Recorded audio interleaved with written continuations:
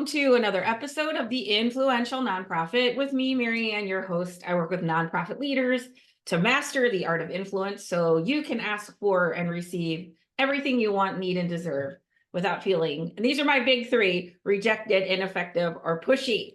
And today I'm with Tim Sarrantonio. Tim, when you were little, did you get like quarters every time you spelled your name right, or a Oh, prize? yeah. I mean, it's been fun to teach my kids that as well, but I've heard every single variation of the last name at this point. So Yeah. Well, my husband's last name is Schmucky, so we can have a long okay, conversation about awkward last names. there Okay. you go. And beyond that, you are an internationally renowned speaker on generosity and technology, which is what we're going to talk about today. We're going to talk about sustainable generosity and what the data to back that up. And you are with Neon One.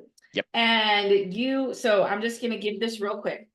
You, after helping various causes raise over 3 million, then you moved into providing support for thousands through your work at Neon One. And you've done AFPICON, nonprofit tech, TEDx, all of that cool stuff. So you are a man about the industry, and I'm happy to have you. You are also a speaker an expert at the Donor Attraction Forum, which I promptly got the flu for. And could not attend my own event. There are so many beautiful lessons in that, though, which is like you put good people around you and they show up for you. I mean, just the trust and surrender went high that day. So I'm happy to have you here. And you probably answered this question when you did the donor form, but this is how I start the podcast. So maybe you can have a different answer this time. Sure. What's something that you're proud of that you don't get to brag about a lot? I might have answered this way, but I am a 2-time chili cook-off champion. Nice. So I don't talk about that enough, but yeah, I would say that. Couple of questions. How did you get into like competitive chili cook-off making? Friends. It was in Chicago, and I actually went to a fundraiser that had it. Like a friend of mine invited me to this bar that was holding it, and I just kind of fell in love with the concept. And I ended up founding a chili cook-off event when I worked for the second nonprofit in my career, an art studio for adults with developmental disabilities called the Arts of Life in Chicago. And so I said, like, they were like, what do you think you could do? And I said, well, how about this as an idea? And they kind of loved it. And it actually ran for about 10 years, even after I left the organization. So that kind of, scratched an itch. And it's just the general communal feel about it, where people can share their recipes and their thoughts and kind of the passions and show their own personality in this type of stuff. So yeah, I love it. That is so cool. So did you win your own event? Is that what I'm hearing? No, okay, technically yes. When I stopped working for the nonprofit, I still supported the nonprofit, and so I would come back because I just love the event too, and would enter. So yes, I technically won my own event that I founded, but when they had like real judges and real people, and nobody knew who I was, so there wasn't any thumb on the scale. And then from there, I just think I just kind of also I did win another one where I teamed up with a friend, so that was just kind of on its own merit. And then even now, my I live in upstate New York now, and so every Christmas, and actually we shifted it instead to the Super Bowl. Sorry. And so we started at Christmas and then said, this is too much. Too much going on already. Yeah. So a friend of mine shifted to the Super Bowl where we have our own personal chili cook-off. And one of the books that I'm in, it's called Chili Cook-Off in a Box, and it even comes with like recipes and some scoring cards and some badges and ribbons and stuff. It's like a fun little kit. Yeah. And so that got thrown, I just had that because I was in the book. And so I use that for my friend and we have our own thing. for the Super Bowl, and then our kids actually judge it and wives judge it. People's Choice for the kids, and then the experts for the adults. They're adults. Okay, that sounds like a blast. Recommendation, if you haven't seen this already, is a documentary on Hulu called Super Hot, and it's about competitive chili eaters. Nice. And it's Okay. narrated by Ben Schwartz. You remember, like, Oh yeah. yeah, from like Parks and Rec. He was John Ralphio, and he's so funny. But anyway, it's insane. But a lot of people there. I think there is a chili cook-off to competitive pepper eater pipeline. Yeah. Right. Oh, I think there's definitely a connection. It is really super fascinating how people get kind of swept up in this world. All right, so let's talk about sustainable giving and how we create, or what can we do, or what insights can we have to create sustainable giving. What do you think? Well, this is a conversation that's been happening more and more, especially in the wake of the pandemic, where we've seen a little bit more focus on digital adoption. I always want to put the caveat when we talk about recurring giving that it's still an overall smaller segment compared to things like grants or more traditional major donor cultivation. But there's a lot of interesting indicators that it could be one of the more exciting investments, especially for small to mid-sized organizations. Okay. And because we started to see some initial interesting data come out of some of the reporting we've done in the past at Neon One, because what we do is we serve about 7,000 organizations with our technology. And while we definitely want to support the sector in larger research, which is why we're thrilled to be part of things like Giving USA or the Fundraising Effectiveness Project, most importantly, those research items never touch the specifics of both fundraiser actions and potentially donor behavior. So when we step back and go, what options do we have to understand what to do? Fundraisers have a few things that I feel are inadequate. They could look at some survey data, and that's like people saying, this is what we've done. The reality, though, is that people might lie or misremember when they're filling out a survey. So, or the survey might be drawn from nonprofits that may have a different reality than the majority of the sector. And so I'm going to give an example here, which is the M&R benchmarks, which is primarily a survey driven report. And that comes out in the first half of the year every year. And it generally says this is marketing benchmarks for Facebook ads and stuff like that. So that's one that a lot of people like to cite, but it's drawn from less than 200 nonprofits. Okay. And they're answering a survey. And that also extends out to some of the data that we've seen on things like generational giving, where we're surveying donors, right? I believe like QGive for a few years has done a report on that. And there's nothing wrong with surveys inherently, other than the fact that like there's limitations to the known actions. So we started doing these larger research projects internally in 2020, where we would pull data across all of our clients and generally say, what are the things that people are doing consistently across all of this data? But to kind of wrap this part up, we winnowed in and said, look, we not everybody's doing recurring giving. We also need to kind of have a little bit of some structure on, we don't want to report on people who are like Charity Water, right? They're not using us, but we have people who are very, very big in how they're driving their programs. Yeah. That's an outlier. That's not like the typical reality. So it could be interesting to highlight them, but we also don't want to say this is your experience. So what we did was we started with a few different research projects, like just overall people who are giving credit cards versus online giving. And we also partnered with the University of Dallas, a professor there named Elizabeth Searing, to take a look at recurring giving a few years ago. And we worked with them to look at about 6.4 million transaction records. And that was an interesting start. But then we said, especially last year, this is really gaining momentum. But there's not a lot of information outside of firms that only care about telling people to do recurring giving. Like they make their money off of that. Right. And again, you got to make money, but there's a big difference between a benchmarking study that helps demonstrate the proper reality of many different things versus like, see, the things that only happen in our platform and don't touch anything like email open rates or check giving or stuff like that. It doesn't tell the right story. And I was concerned personally that some of these digital forward firms were trying to over-represent the Okay. importance of recurring giving. Mm-hmm. So we said, okay, what are our clients doing? And we actually looked at 2,149 nonprofits and said, okay, let's drill into what these donors are doing.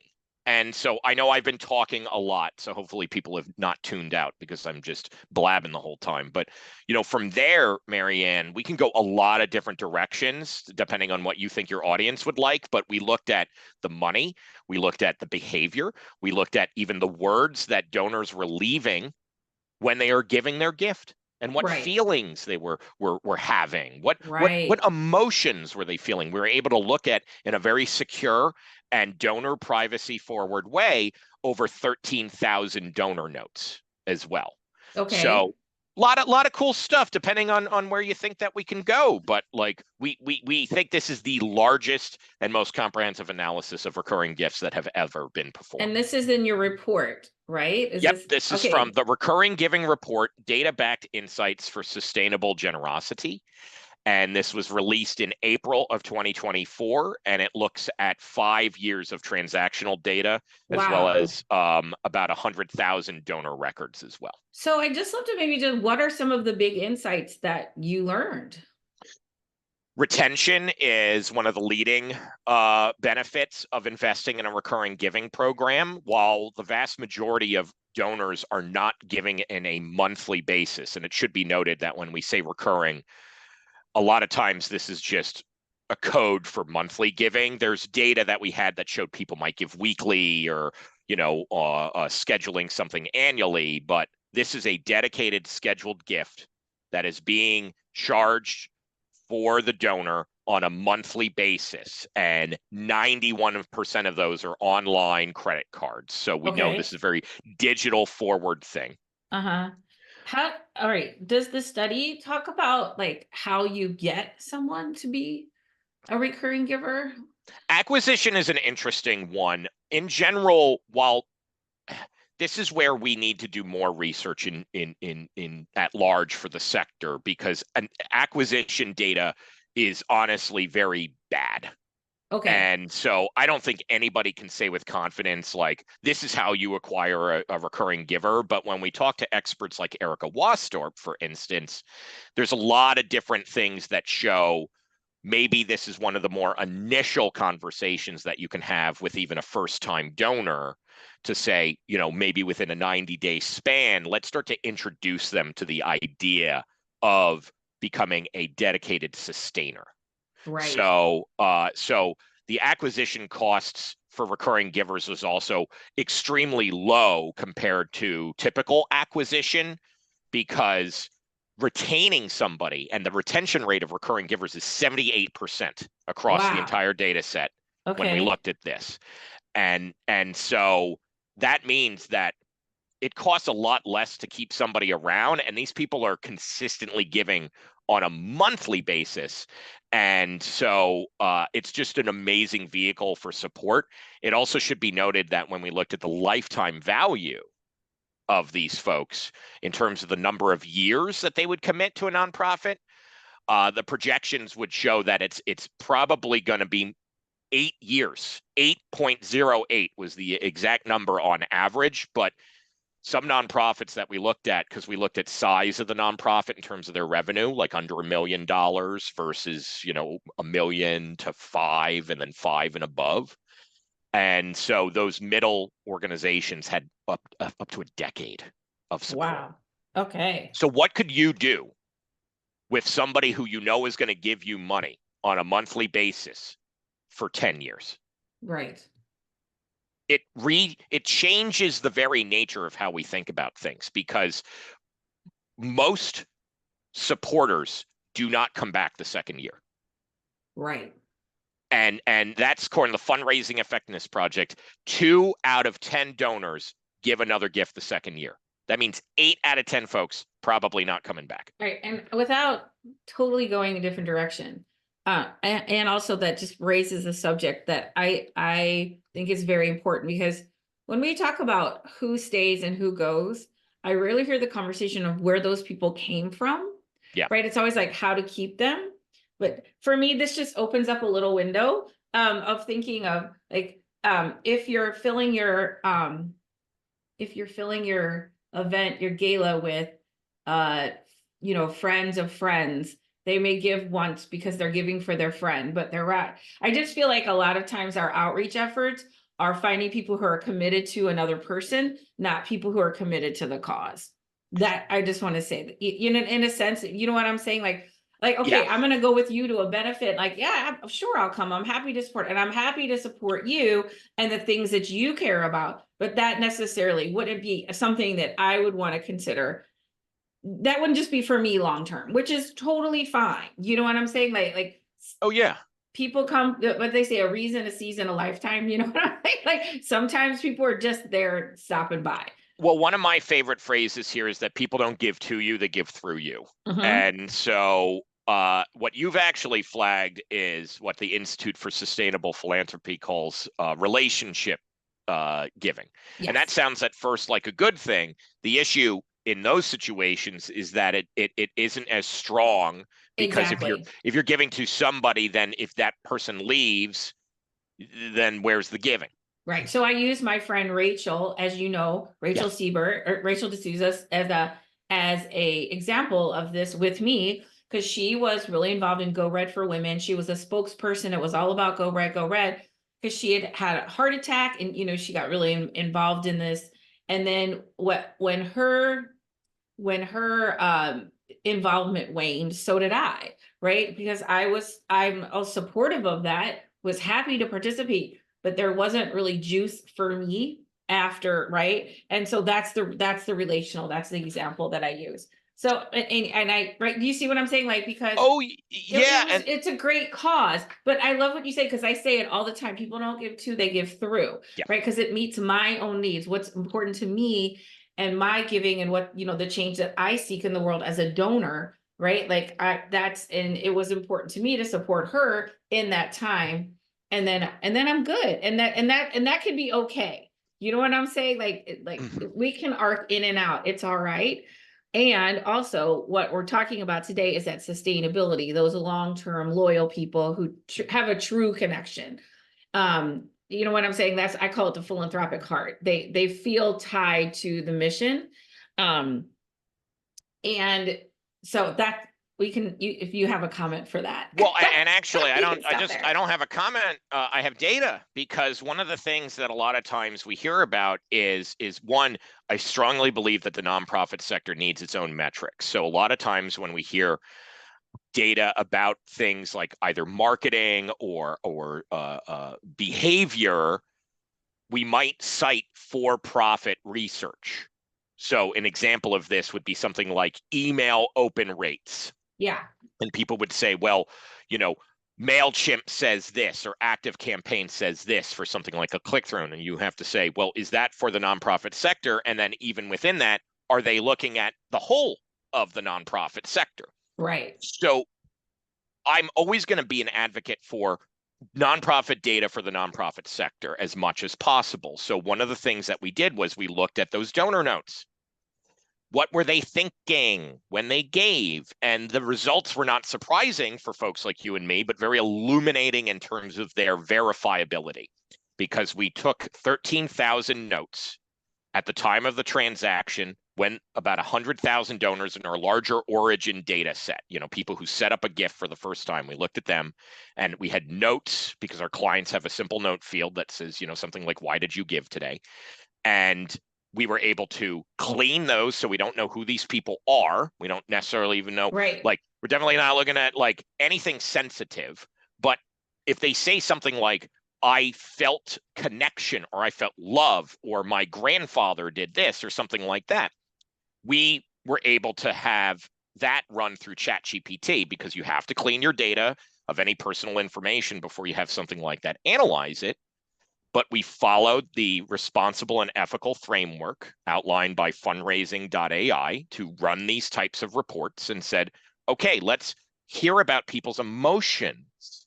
Let's hear about their sentiment at the time of the transaction. And people were not even necessarily talking about other folks that inspired them. It was more the identity elements and the positive feelings and the happiness that comes from generosity. And so that was very validating for folks like you and me to say, Yeah. no, the data is actually very clear. This is the way. It's not gimmicks.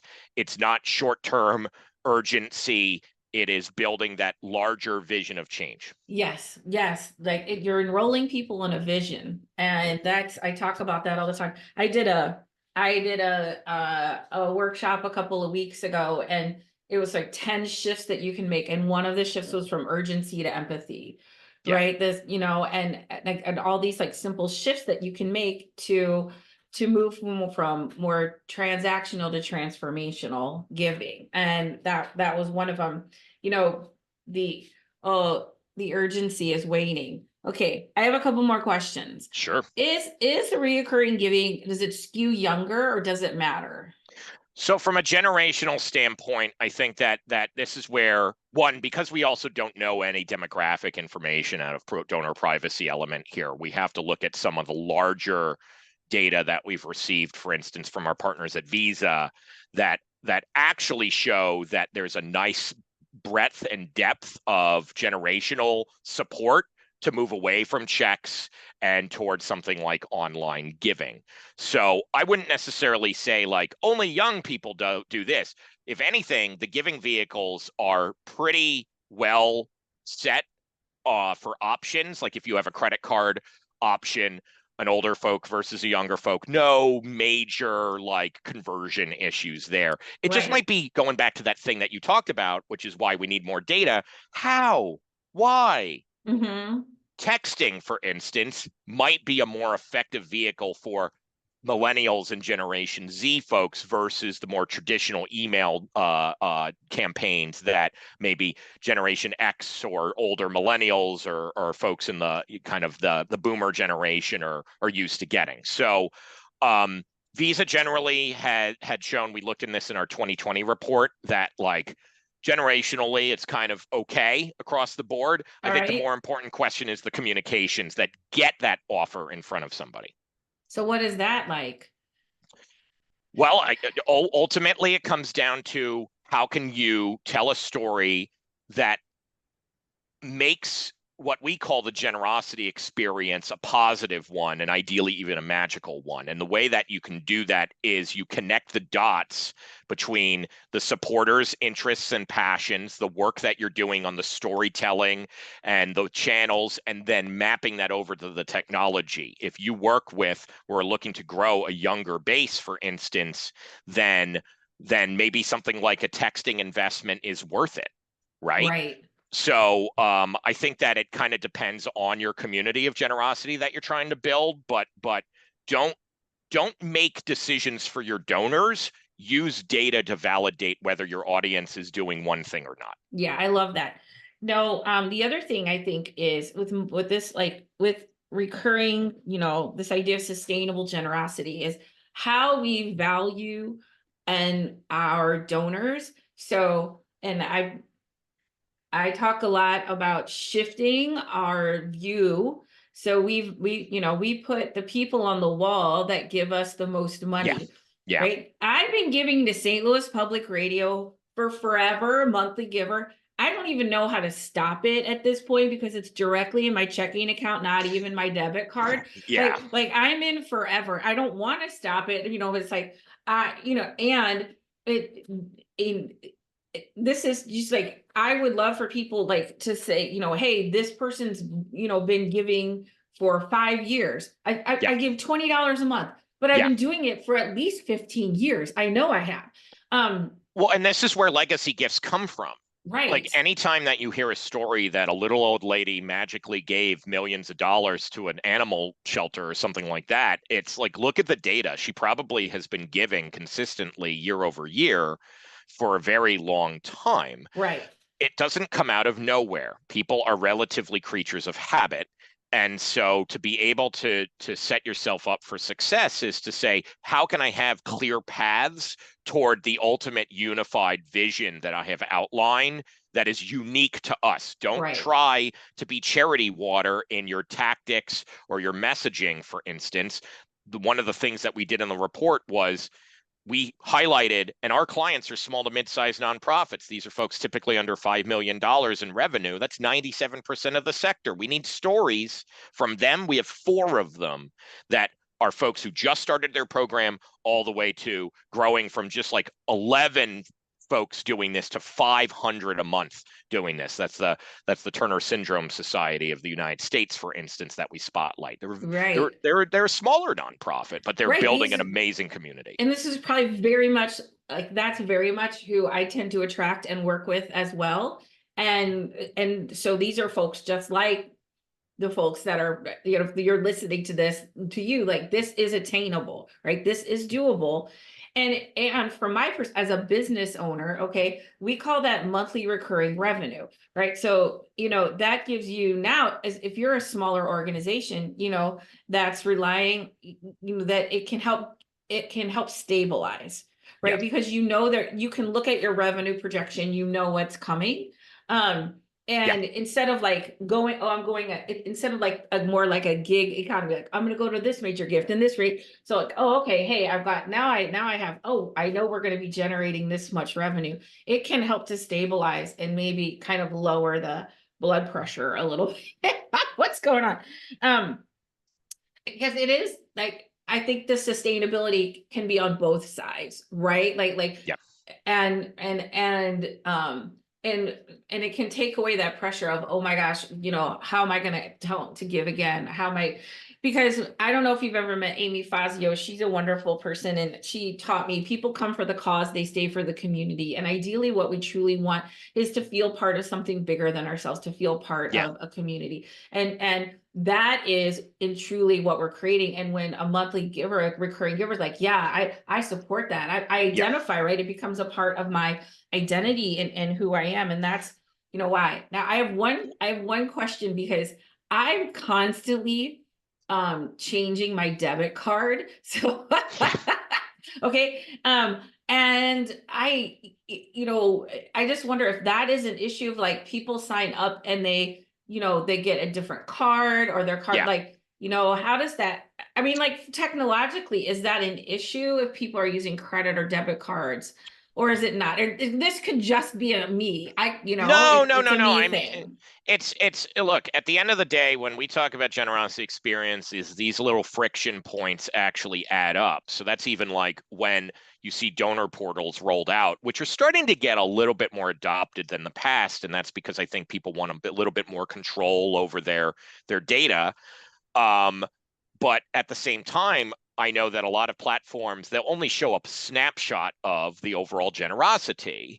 And so, I'm just using a online platform. I log in, maybe I can update my credit card, but I'm not seeing any of my communications history, the receipts for like the check that I may have sent in, or an event that I attended. So part of it is building pathways for people to self-manage that type of thing. Gotcha. And so that is getting a little bit more adopted and comfortable by the donor base, because there's a value that they're seeing in that. But not everybody's going to do that. Probably, I would make an argument most people won't. So there's kind of a two-part role here.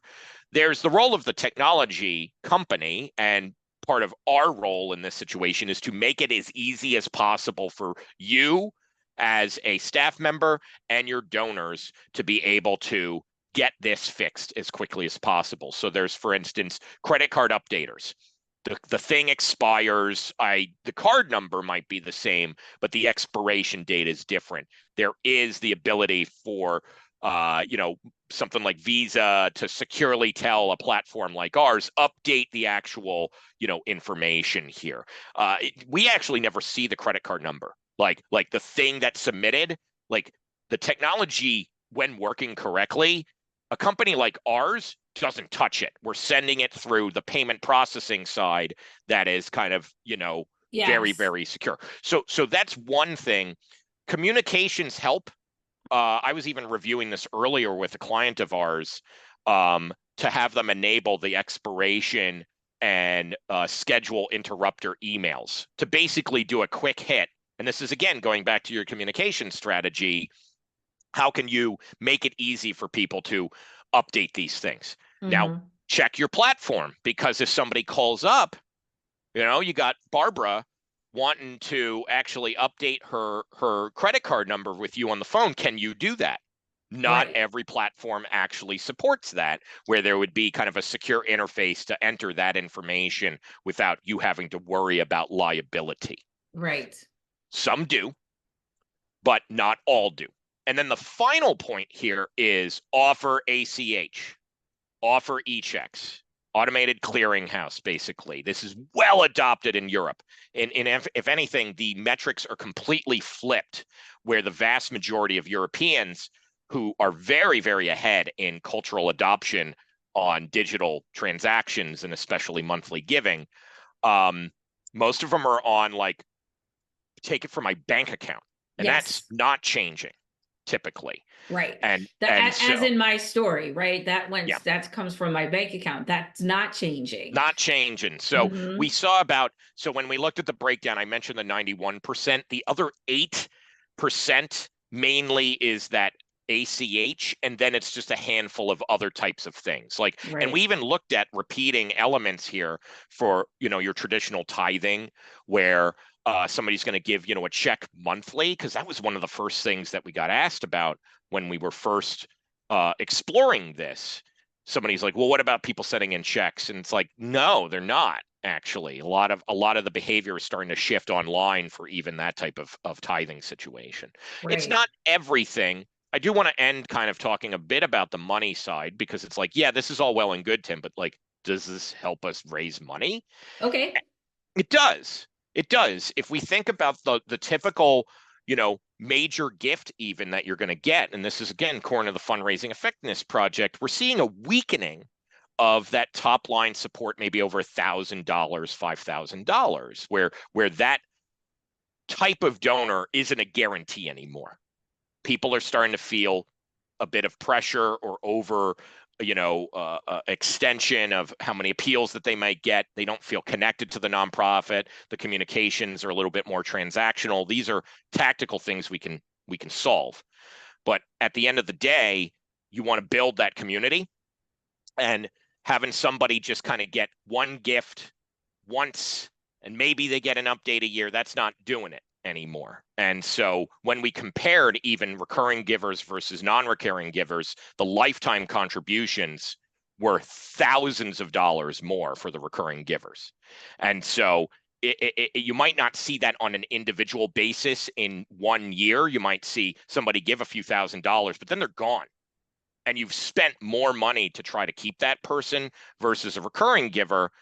They might give a third on a yearly basis, but you compound that like you were talking about, and those projections start to go, this is where we should be focusing. Right. Right. And Yeah. final point here, 50% of those folks give another gift within the same calendar year. So you can still solicit your sustaining donors to really wild success. Yeah. So I might be a monthly giver, sustaining donor, but I could go to, buy a ticket to an event, or, give another way. Yes. Right, to an organization that makes perfect sense, It is very worthy of consideration for a prioritized program. I love it. You know, and again, that it's the lower entry point, for somebody who, I may not be able to write a check for you for $1,000 right Yes. now, but Yes. I could give you $50 a month, or $100 a month, and that would be okay. And it allows you to, just, I think for the donor, it also allows you to, I'm gonna say, compound your generosity in a way. Like I may not have $500 right now, but I Yeah. can certainly carve out that. And I think it it makes people feel like what they're doing is worthwhile and 100%. matters, 100%. which is what we all want. All right, any final parting thoughts before we wrap this up?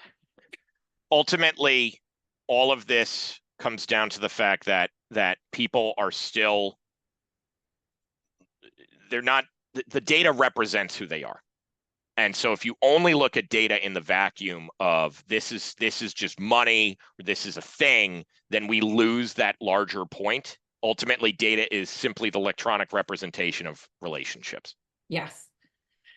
Yes, I always say put the relationship first and the money will follow. And that is exactly, I think, what the data would say. Well, I'm so grateful of the time that you gave me to let me ramble a bunch about the report. All right, and we can get where we have this report that people can get, Yeah. right? So it's and the reoccurring giver report, put it up on the screen for me. Oh yeah. So And we have that here, and it's downloadable. This is completely for free.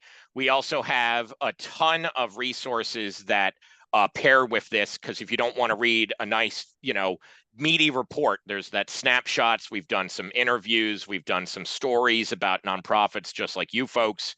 So this is something that we're very proud of. Easily digestible information. 100%. So we're putting the link in the show notes. So grab that. I mean, I just feel like if you're not inspired to focus on recurring giving right now. Okay, and I always ask the last question, which you may have answered already as well, but that's okay. You can answer it again. Obviously we're going to do karaoke one day. I don't know when, but I feel that that's, part of our soul contract. So, Sure. what's your go-to song? My go-to karaoke song. I'm not a very good singer, and so I would be a jerk and sing like Pearl Jam's Jeremy.